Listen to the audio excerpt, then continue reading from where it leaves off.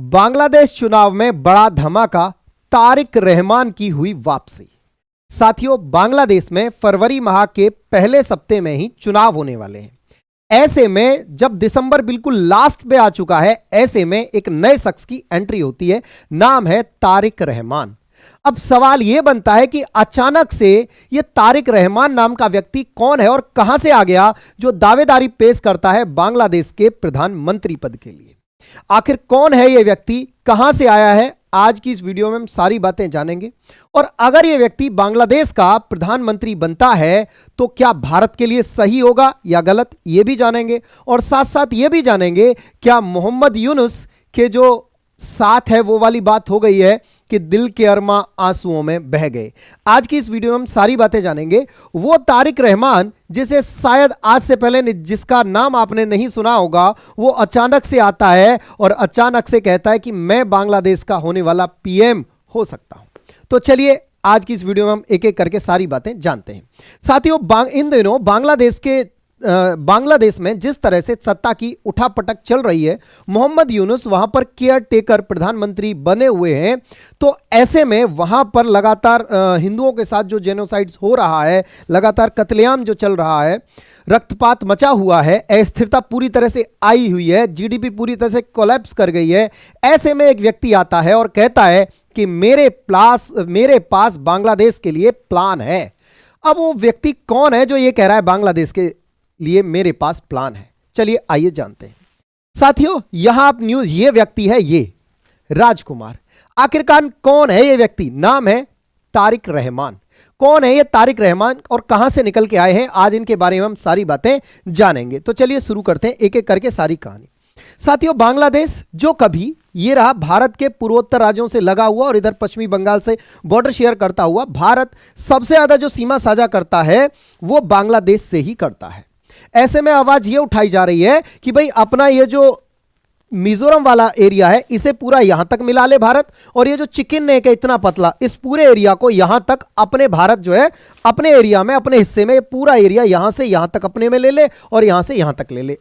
फिलहाल ऐसी कुछ कवायद चल रही है दोनों तरफ से। उधर से कुछ नेताओं के बयान आ रहे हैं, हालांकि भारत की तरफ से किसी भी नेता का ऐसा उलझलूल बयान नहीं है। बांग्लादेश जरूर कह रहा है कि हम इस पूरे पूर्वोत्तर को अपने में समेट लेंगे, ग्रेट बांग्लादेश बना देंगे। इन सभी के बीच फरवरी के महीने में चुनाव होना था, चुनाव की तारीख घोषित हुई। ऐसे में एक जो स्टूडेंट लीडर था जिसका नाम था उस्मान हदी, उसको दो अज्ञात व्यक्ति गोली मारकर उसकी हत्या कर देते हैं। और उसका जो इल्जाम है वहां की जनता और वहां के जो नेता हैं वो भारत के ऊपर डाल देते हैं। जबकि जो हदी है उसके घर वाले कहते हैं कि ये जो इसकी जो हत्या करवाई है उस्मान हदी की, वो यूनुस ने ही करवाई है, क्योंकि यूनुस चाहता है कि वो सरकार में बना रहे लंबे समय तक। अब आगे बढ़ते हैं आगे की। अब कहानी क्या है? कहानी देखिए, कहानी यह है, अब की अगर बात करें तो अब कहानी यह है कि खालिदा जिया के बेटे 17 साल बाद बने बांग्लादेशी मतदाता आवामी लीग ने उठाए सवाल। देखिए, आवामी लीग जो कि शेख हसीना की पार्टी है। खालिदा जिया कौन है? अभी खालिदा जिया बांग्लादेश की पूर्व प्रधानमंत्री और इनकी पार्टी है बांग्लादेश नेशनल पार्टी, ठीक है, इनकी जो पार्टी है। अब यहां देखिए, खालिदा जिया के बेटे 17 साल बाद बांग्लादेश वापस। एयरपोर्ट पर 1 लाख लोग पहुंचे, 3 घंटे का रोड शो किया, शेख हसीना पर एक भी शब्द नहीं बोले। अब ये क्या है पूरी कहानी? इसको पूरी घटना को सिलसिलेवार तरीके से समझने के लिए थोड़ा सा हम पास्ट में चलते हैं, पीछे की कहानी देखते हैं। देखो, बांग्लादेश जो पहले कभी पाकिस्तान हुआ करता था, बांग्लादेश क्या हुआ करता था? पाकिस्तान हुआ करता था। यह व्यक्ति जो आप मेरे पीछे फोटो में देख रहे हो, इनका नाम है शेख मुजीबुर रहमान। कौन है आप? बांग्लादेश के ये मानिए निर्माण करता है। कौन? शेख मुजीबुर रहमान। कौन है आप शेख हसीना के पिताजी हैं। जब 1971 में पाकिस्तान और जो पहले तो बांग्लादेश भी पाकिस्तान ही था, तो पूर्वी पाकिस्तान में इकलौते ऐसे नेता थे जो पूर्वी पाकिस्तान और जो पश्चिमी पाकिस्तान है, जो आज का पाकिस्तान है और जो आज का बांग्लादेश है, जो पूर्वी पाकिस्तान हुआ करता था, उसमें सबसे ज्यादा सीटें लेकर आए और ये चाहते थे कि मैं पाकिस्तान का क्या बनूं? प्रधानमंत्री बनूं। लेकिन जो पश्चिमी पाकिस्तान है उनको यह बात गवारा नहीं थी, जिसके चलते वहां की सेना ने यहां जो आज बांग्लादेश है, कभी पूर्वी पाकिस्तान था, यानी बांग्ला भाषा बोलने वालों पर एक तरह से आक्रमण कर दिया, जिसके चलते बहुत सारे बांग्लादेशी जो है भारत में शरण लिए। भारत बोला भाई हमसे ना हो पाएगा। भारत ने बोले कि भाई हम तुम्हारी मदद कर सकते हैं, इनको यहां से भगाओ, जो पश्चिमी पाकिस्तान वाले हैं। तत्कालीन उसमें जो नेतृत्व को, पूरा जो आंदोलन था उसे जो लीड कर रहे थे वो थे कौन? शेख मुजीबुर रहमान, जिन्हें बंगबंधु के नाम से भी जाना जाता है। इनके नेतृत्व में पूरा आंदोलन चला, बांग्लादेश अलग एक देश बना। उसके बाद जो है बांग्लादेश के पहले कौन बने? ये समझिए कि राष्ट्रीय अध्यक्ष बने शेख मुजीबुर रहमान, जिन्हें बंगबंधु के नाम से जाना जाता है, यानी फादर ऑफ बांग्लादेश का क्रेडिट इन्हीं को जाता है। ठीक है, सब बन गए। अब इन्हीं की बेटी है कौन? शेख हसीना। इन्हीं की बेटी है शेख हसीना। अब हुआ क्या, इनको लगा, जो बंगबंधु थे शेख मुजीबुर रहमान, इनको लगा कि यार हम बांग्लादेश बनाए हैं, और अब जब हम बांग्लादेश बनाए हैं, अच्छा ऐसे में एक और बात, पाकिस्तान की जो आर्मी थी उन्होंने बांग्लादेश में लगभग 30 लाख लोगों को मारा था जो बांग्लादेश के ही थे। उनका धर्म नहीं देखा था इन्होंने, उनकी जाति नहीं पूछी थी, बस मार दिया था कि आप बांग्लादेशी हो, बस मार दिया। 30 लाख, लाखों महिलाओं के साथ बलात्कार हुआ था उस समय पे। तो बांग्लादेश आज वो बात भूल रहा है। अब आगे बढ़ते हैं। उसके बाद शेख मुजीबुर रहमान ने सोचा, ये भारत एक तरह से भारत समर्थित थे, क्योंकि भारत ने इनको हेल्प भी की थी भाई बांग्लादेश को बनाने में उस समय पे, इंदिरा गांधी ने। अच्छा, उसके बाद क्या हुआ, इन्होंने सोचा यार सब हमको पसंद करते हैं, तो जब हमको सब पसंद करते हैं, क्योंकि हम बांग्लादेश बनाए हैं, तो दूसरी पार्टी की जरूरत ही नहीं है। तो ये एक पार्टी वाला सिस्टम लेकर चले, आगे बढ़े। 1971 के बाद 1971 से और 78 तक, 1971 से 75 तक ये शासन करते हैं शेख मुजीबुर रहमान। उसके बाद एक व्यक्ति और आता है, ध्यान से समझना। अच्छा, इनकी बेटी कौन होती है? शेख हसीना। एक व्यक्ति और आता है जिसका नाम है जियाउर रहमान। कौन है ये जियाउर रहमान? ये जियाउर रहमान जिस समय पे संघर्ष चल रहा था किसका? पाकिस्तान, पश्चिमी पाकिस्तान और पूर्वी पाकिस्तान में, ये उस समय पे पाकिस्तानी सेना में जनरल था, यानी सेना के उच्च अधिकारियों में था। ऐसे में जब पश्चिमी पाकिस्तान पूर्वी पाकिस्तान पर जुल्म कर रहा था, तो ये पश्चिमी पाकिस्तान के खिलाफ खड़ा हो गया और बोला अब बांग्लादेश फर्स्ट। मतलब इसने बांग्लादेश की जो सेना थी उसका नेतृत्व किया, एक तरह से कमांडर था। किसका? यानी ये था लीजेंडरी लीडर ऑफ बांग्लादेश। कौन था? ये जो आपका जियाउर रहमान है। ठीक है, इसने क्या किया? ये बोला कि भाई साहब हमारे लिए बांग्लादेश फर्स्ट है, और ये पश्चिमी पाकिस्तान के विरोध में खड़ा हो गया। कुल मिलाके इनकी पत्नी थी खालिदा जिया। इनकी पत्नी कौन थी? इनकी पत्नी थी खालिदा जिया, ये जो आप फोटो में देख पा रहे हो। ठीक है साहब, इनको लगा ये सेनामयी युद्ध ये लड़े, और देखो उस समय पे युद्ध ये लड़ रहे थे, ये भी बांग्लादेश चाहते थे। शेख मुजीबुर रहमान नेता थे, वो राजनेता थे, ये एक सिपाही थे, वो भी बांग्लादेश प्रेमी थे, ये भी बांग्लादेश प्रेमी थे। लेकिन आजाद होने के बाद इनको लगा कि भाई लड़ाई लड़े हम और क्रेडिट ले गए तुम। तो इसके चलते इन्होंने क्या किया, आप यहां देख सकते हो, ये फोटो देख सकते हो आप, ये रही खालिदा जिया और ये है जियाउर रहमान। अब इनको लगा कि यार लड़ाई लड़े हम, क्रेडिट ले लिया यार तुम, ये तो गजब हुआ। इसके चलते इन्होंने, जियाउर रहमान ने शेख मुजीबुर रहमान, इनके बच्चे, पत्नी, सब की हत्या करवा दी। लोगों का ऐसा मानना है कि इनके जो पूरे फैमिली की जो हत्या करवाई, वो इसी व्यक्ति ने इन पूरी फैमिली की हत्या करवा दी। ठीक है, किसकी? जो शेख मुजीबुर रहमान थे, इनकी हत्या इस व्यक्ति ने करवा दी। काम खत्म हुई। बात कब की है? बात 1975 की है। ठीक है साहब। अच्छा, उस समय पर आप कहोगे फिर शेख हसीना कैसे बच गई जब पूरे परिवार की हत्या करवा दी? क्योंकि शेख हसीना उस समय पे बाहर थी, जर्मनी में पढ़ रही थी, पढ़ने के लिए थी। फिर वहां से जो है वो जर्मनी से जो है इंदिरा गांधी ने उनको सुरक्षित किया और इंदिरा गांधी ने इनको सपोर्ट किया। ठीक है साहब, चीजें चलती रही। उसके बाद बदलाव आए। बदलाव के बाद अब हुआ क्या, एक बार ये व्यक्ति भी कहीं अपने काम से जा रहे थे, तो इन्हीं के एक सैनिक ने इन्हें गोली मार दी। यानी 1978 में इनको भी मार दिया इन्हीं के एक सैनिक ने, इस बात पे कि उसे अपनी मनचाही जगह पोस्टिंग नहीं मिली थी, तो इनको भी मार दिया। कुल मिला के शेख मुजीबुर रहमान और जियाउर रहमान दोनों की मृत्यु हो जाती है, दोनों मारे जाते हैं। अब बांग्लादेश में बहुत सारे विद्रोह होते हैं, और विद्रोह के बाद फिर आती हैं दो बेगम। एक तरफ है कौन? एक तरफ है खालिदा जिया, जो कि जियाउर रहमान की पत्नी है, और एक तरफ है कौन? एक तरफ है, आप इन्हें जानते हो, शेख हसीना, जो कि किसकी बेटी है? शेख मुजीबुर रहमान की बेटी है। इनकी पार्टी है आवामी लीग, इनकी पार्टी है बांग्लादेश नेशनलिस्ट पार्टी। ठीक है। अच्छा साहब, अब बांग्लादेश में 1969 में आम चुनाव होते हैं, तो कभी पीएम ये, कभी पीएम ये प्रोसेस बांग्लादेश में चलता रहता है। आप इस तरह से देख सकते हो। देखो, यहां देखो 12 जनवरी 1972 से और जो है 1975 तक शेख मुजीबुर रहमान रहते हैं। 1975 तक कौन रहते? शेख मुजीबुर रहमान 1975 तक रहते हैं। फिर आप देखो 15 जनवरी 1975 से 15 अगस्त 1975 तक रहते हैं मोहम्मद मंसूर अली। फिर देखो मुजीबुर रहमान आ जाते हैं। फिर 78 से और 69 के बीच मुजीबुर रहमान रहते हैं, जिनकी पार्टी है नेशनल आवामी पार्टी। ठीक है, बांग्लादेश राष्ट्रीय पार्टी आ जाती है इनकी, शाह मुजीबुर। उसके बाद यहां देखो, अब आप यहां देखो, यहां तक चलता रहता है। उसके बाद देखो 89 से खालिदा जिया आती हैं। 89 में बनती है खालिदा जिया, 91 में बनती है और 91 से 96 तक रहती है। अब आप ये देखो कुछ प्रधानमंत्री ऐसे हैं जो 1988 से 89 तक बने, 86 से 86 तक ही बने, मतलब 2-3 महीने के लिए बने। ये क्या है? ये है कि बांग्लादेश में जब संविधान बना तो वहां यह तरीका अपनाया गया कि भाई जो पार्टी सत्ता में है, अब जब अगले इलेक्शन होंगे तो अगले इलेक्शन से कुछ दिन पहले, 2-3-4-5 महीने पहले, वो पार्टी अपने सभी पदों से इस्तीफा देगी और एक केयर टेयर प्रधानमंत्री बनाया जाएगा। जैसे आज मोहम्मद यूनुस है, वैसे ही वो केयर टेयर प्रधानमंत्री का काम यह होगा कि बस चुनाव कराना है उसे और कुछ नहीं करना है। उसका काम है केवल चुनाव कराना है और वो चुनाव कराएगा और निकल लेगा। फिर अगली पार्टी आएगी, फिर अगली पार्टी अपनी सत्ता खत्म होने से कुछ महीने पहले क्या करेगी? अपना इस्तीफा देगी, फिर केयर टेकर प्रधानमंत्री बनेगा और फिर जो है वो चुनाव कराएगा और फिर अगली सरकार बनेगी।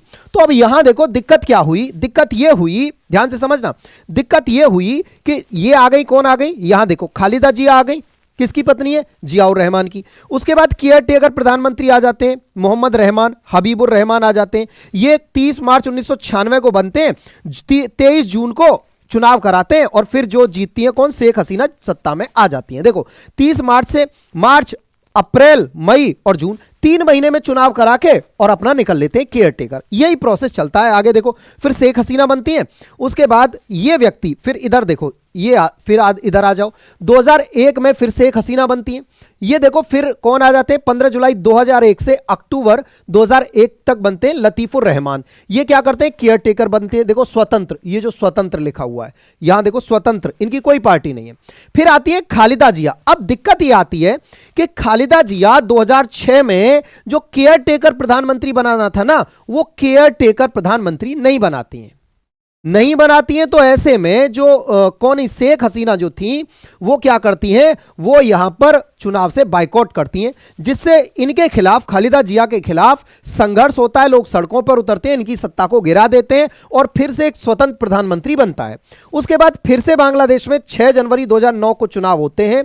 उसके बाद जीतकर आती है आवामी लीग और शेख हसीना वहां की प्रधानमंत्री बनती हैं। उसके बाद फिर से शेख हसीना फिर अपना कार्यकाल पूरा करती हैं और आगे बढ़ती हैं। प्रोसेस यही चलता रहता है। 2024 तक शेख हसीना रहती हैं। 2024 में शेख हसीना वही गलती करती हैं जो कब 2006 में खालिदा जिया से करती हैं कि वो केयर टेकर प्रधानमंत्री नहीं बनाती। तो यहां पर शेख हसीना भी केयर टेकर नहीं बनाती, जिससे बांग्लादेश के छात्रों में रोष होता है और 2024 में शेख हसीना को बांग्लादेश छोड़कर भागना पड़ता है। तो अब पूरी भूमिका आपको समझ में आ गई होगी कि क्या हुआ था, कैसे हुआ था। अब आज इसकी बात क्यों कर रहे हैं, इस पे आते हैं। 2024 से 5 अगस्त 2024 को शेख हसीना जाती हैं, वहां केयर टेकर बने हुए मोहम्मद यूनुस। देखो जितने भी केयर टेकर बने हैं वो 2-3-4 महीने में अपना चुनाव करा के निकल लिए, क्योंकि उनका काम ही है कि चुनाव करना, कराओ और भैया निकल लो। लेकिन यहां मोहम्मद यूनुस को देखो, आप कब आए थे? 5 अगस्त 2024 और आज तक भी हैं, लगभग 1.5 साल हो गया है। भाई साहब बंदा हिला नहीं है। मतलब क्या हुआ? इन्हें सत्ता का लोभ आ गया है। ये बंदा चाहता ही नहीं है चुनाव हो, ये आदमी चाहता ही नहीं है कि चुनाव हो। 1.25 साल हो गए। इवन जो अभी उस्मान हदी की मृत्यु हुई है गोली लगने से बांग्लादेश में, उसके घर वालों का तो यह आरोप है कि हमारे बच्चे को इसी ने मरवाया है, क्योंकि ये चाहता ही नहीं है कि सत्ता मेरे हाथ से जाए, क्योंकि अगर चुनाव हो गए तो इसके हाथ से सत्ता चली जाएगी। इसके हाथ से सत्ता चली गई तो भाई साहब जो आदमी 1.5-2 साल सत्ता का सो भोग लिया हो, अब तो यार उसको वही है ना, कुत्ते के मुंह हड्डी लग गई। तो बिल्कुल ये कुत्ता ही है, इसके मुंह हड्डी लग गई। अब ऐसे में क्या हुआ, ध्यान से समझना अब आगे की कहानी। ऐसे में वापसी होती है अचानक से इस व्यक्ति की, बांग्लादेश डार्क प्रिंस के नाम से मशहूर, बांग्लादेश के डार्क प्रिंस की कहानी। यह कौन है? यह है राष्ट्रपति जियाउर रहमान और खालिदा जिया के बेटे। ठीक है, कौन है ये? राष्ट्रपति जियाउर रहमान, जो मैंने बताया था जियाउर रहमान और खालिदा जिया उनके बेटे हैं, जो आज 17 साल बाद बांग्लादेश वापस आए हैं, जिनको मैंने यहां स्टार्टिंग में दिखाया था। नाम क्या है? तारिक रहमान। तारिक रहमान, जियाउर रहमान या इनकी पत्नी खालिदा जिया, इनके बेटे हैं तारिक रहमान, जो 17 साल बाद वापस बांग्लादेश आए हैं। अब तक कहां थे गुरुजी? मैंने कहा छुट्टी मना रहे थे लंदन में। क्यों इतने दिन, क्यों वापस क्यों नहीं आए? समझिए। 2018 में राजनीतिक पार्टी बीएनपी कार्यवाहक अध्यक्ष बने। 2024 में तख्ता पलट के बाद सभी आरोपों से जो है ये वापस लिए गए। 2008 में देश छोड़कर लंदन भाग गए थे। 17 साल बाद वापसी हुई। अब ये बात ये आती है कि ये लंदन क्यों गए, इस बात को समझते हैं। देखिए हुआ क्या था, ये देखिए तारिक रहमान है, हुआ क्या था इनके साथ समझिए। देखिए जब ये 2006 की बात है, जब इनकी पार्टी सत्ता में थी, इनकी माताजी प्रधानमंत्री थी, 2004 की बात है, इनके खिलाफ विरोध प्रदर्शन हो रहे थे। किसके खिलाफ? जो खालिदा जिया की पार्टी थी, इनके खिलाफ विरोध प्रदर्शन हो रहे थे। तो ऐसे में इस व्यक्ति ने बांग्लादेश के ही जो प्रोटेस्ट करने वाले थे उन पर ग्रेनेड फेंकवा दिए थे, जिसमें लगभग 24 लोग मारे गए थे और कई सौ लोग घायल हुए थे, जिसके चलते 2004 में तो इन्हीं की सरकार थी तो कुछ हुआ नहीं। उसके बाद 6 में खालिदा जिया चुनाव हारती है, शेख हसीना सत्ता में आती है। शेख हसीना सत्ता में आके 2007 में सबसे पहले इनको पकड़वाती है और जेल में पहुंचा देती है। उसके बाद ये लगभग 1.5 साल जेल में रहते हैं। 1.5 साल जेल के बाद जैसे ही रिहा होते हैं और रिहा होकर सीधा लंदन के लिए पलायन कर जाते हैं और उसके बाद वहां वापस नहीं आते। उसके बाद इनके ऊपर क्या होता है? मुकदमा चलता है, इनके ऊपर मुकदमा चलता है और ये मुकदमा में यहां आप देख सकते हो इन्हें मनी लॉन्ड्रिंग के मामले में 7 साल की सजा होती है। चुनाव बहिष्कार का ऐलान किया, राजद्रोह का केस होता है, बीएनपी के कार्यवाहक अध्यक्ष बने और उसके बाद इन्हें उम्र कैद की भी सजा होती है। कुल भ्रष्टाचार के 84 मामले इनके पास होते हैं। गिरफ्तारी के लिए लंदन जो है ये पहुंचती है, हालांकि गिरफ्तारी से बचने के लिए लंदन भागते हैं। उसके बाद क्या है कि इनको उम्र कैद की सजा सुनाई जाती है, बिल्कुल वैसे ही जैसे आज शेख हसीना को सुनाई गई है ना मौत की सजा, वैसे ही इनको जब ये लंदन में थे तो इनको भी उम्र कैद की सजा सुनाई गई थी। ठीक है, तारिक रहमान समझ में आया। उसके बाद आगे की कहानी की बात करें, अब जब मोहम्मद यूनुस वहां केयर टेकर बने तो इनके ऊपर से सभी आरोप हटा दिए गए। तो ये जो है ये रही, ये देखिए फैमिली फोटो, ये है तारिक रहमान, ये खालिदा जिया और ये इनकी पत्नी और इनकी बेटी। ठीक है, अब ये वापस आ गए 17 साल बाद। अब खालिदा जिया राजनीति में सक्रिय क्यों नहीं है? क्योंकि इनका जो स्वास्थ्य है वो स्वास्थ्य ठीक नहीं है, इन्हें बीमारी है, लंग्स इनके जो है प्रभावित है, लंग्स की बीमारी इन्हें खालिदा जिया को वर्तमान में है, तो जिसके चलते राजनीति में सक्रिय नहीं है। अब ये अचानक से आ गए। अब सबसे बड़ी जो दिक्कत हुई है ना वो मोहम्मद यूनुस के सामने हुई है।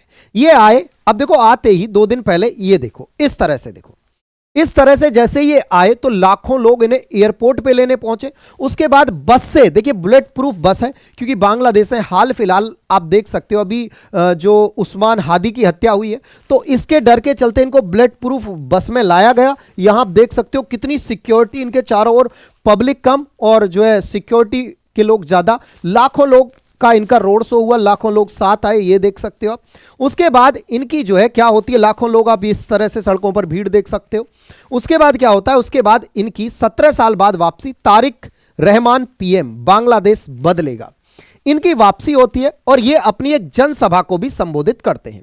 जनसभा को संबोधित करते हुए तारिक रहमान ना तो कोई भारत विरोधी बयान देते हैं, ना ही कोई बांग्लादेशी हिंदुओं पर बयान देते हैं, मतलब ऐसा कोई बयान नहीं देते जिससे मतलब बरगलाने वाला, मतलब अनमेच्योर वाला बयान, जैसे बांग्लादेश में आजकल दे रहे हैं नेता कि हम भारत के ये कर देंगे वो कर, ऐसा कोई बयान नहीं देते। और ये कहते हैं I have plan for Bangladesh, यानी मेरे पास बांग्लादेश के लिए एक प्लान है। यानी कुल मिला के बड़ी मैच्योरिटी वाली कि हाँ भाई ये राजा हैं, मतलब ऐसे नहीं है, भूखे नंगे नहीं है कोई कि ऐसे उठ के सड़क से आ गए और जो है राजनीति चलाने के लिए, मतलब लगा है कि हाँ भाई इनमें राजनीतिक गुण है, जिस तरह से राजनेता बात करते हैं, मतलब लंबी सोच वाली। इन्होंने अपने भाषण में यही बात की। ठीक है, अब इनसे जो सबसे ज्यादा खतरा है वो मोहम्मद यूनुस को है, क्योंकि मोहम्मद यूनुस देखिए अभी है क्या, बांग्लादेश में 3 पार्टियां हैं, जो 3 पार्टियां हैं। एक पार्टी है जो अगर मैं बात करूं तो जिसे बैन किया था शेख हसीना ने और मोहम्मद यूनुस सरकार ने उसे बैन हटा दिया है, वो एक तरह से ये मानिए कि जो पार्टी है वो आतंकवादियों की पार्टी है, वो पार्टी। दूसरी जो स्टूडेंट ने पार्टी बनाई है, राष्ट्रीय पार्टी, वो पार्टी, ये दोनों एक साथ मिली हुई है। और यह पार्टी है जो कि खालिदा जिया की पार्टी है, बांग्लादेश नेशनलिस्ट पार्टी। ये तीन पार्टियां हैं वर्तमान में। अच्छा, वो जो दोनों पार्टियां हैं बाकी की, उनको मोहम्मद यूनुस का सपोर्ट है। भाई जो स्टूडेंट की पार्टी है वो तो सब मोहम्मद यूनुस के ही चंगू मंगू है, बाकी जो आतंकवादियों वाली पार्टी है वो भी मोहम्मद यूनुस की है। तो ये मानिए मोहम्मद यूनुस को अब दिक्कत ये हो गई, क्योंकि अब से पहले चूंकि खालिदा जिया की तबीयत खराब है, अब से पहले इनके पास जो कि बांग्लादेश एंड बीएनपी जो पार्टी है, इनके खिलाफ कोई चेहरा नहीं था। अब तारिक रहमान के आने से इनको एक नई ऊर्जा मिल गई है, जिसके चलते मोहम्मद यूनुस की चिंताएं बढ़ गई हैं, जिसके चलते उनके अरमा आंसुओं में बह गए हैं। ठीक है, तो ये सारी की सारी फिलहाल बांग्लादेश की कहानी। अब बात यह है कि जो तारिक रहमान है, अगर वो प्रधानमंत्री बनते हैं तो क्या भारत के साथ कैसे संबंध होंगे। देखिए, अगर मैं बात करूं तारिक रहमान की, या उनकी माता श्री जो खालिदा जिया थी, या उनके पिताजी, इन तीनों का ही कभी भी ये पाकिस्तान प्रेमी नहीं रहे हैं। इनके लिए सीधा सीधा फंडा है, ना दिल्ली ना पिंडी, बांग्लादेश सबसे पहले। मतलब ना तो ये भारत के समर्थन में, ना पाकिस्तान के समर्थन में, बांग्लादेश के समर्थन में, बांग्लादेश को ही क्या करते हैं, सर्वोपरि रखते हैं। जबकि मोहम्मद यूनुस और इसकी जो चमचा वाली पार्टी है, चंगू मंगू वाली जो पार्टी है, ये पाकिस्तान प्रेमी है, पूरी तरह से कट्टरवादी लोग हैं ये। तो इसलिए भारत के लिए अगर ये आते हैं तो भारत के लिए इनसे कोई चिंता की वाली बात नहीं है। मतभेद हो सकते हैं, लेकिन मनभेद इनके अंदर भारत को लेकर नहीं है, केवल मतभेद है। ठीक है, वो तो सब देशों में हो सकते हैं, लेकिन ऐसा नहीं है कि एकदम कट्टर वाली पार्टी, क्योंकि इन्होंने ऐसा कोई बयान भारत विरोधी ना अपने भाषण में कहा है, ना ही कोई इस तरह की बात करी है। अब देखना यह है, ये बांग्लादेश की जनता तय करेगी कि फरवरी में यहाँ चुनाव है, किसको वो गद्दी सौंपने वाले हैं। बाकी आप इस विषय पर क्या राय रखते हैं, कमेंट बॉक्स में जल्दी कमेंट करके बताइए। और हाँ, चैनल पर नए हैं तो सब्सक्राइब करना बिल्कुल भी ना भूलें। आज के लिए इतना ही। जय हिंद, जय भारत।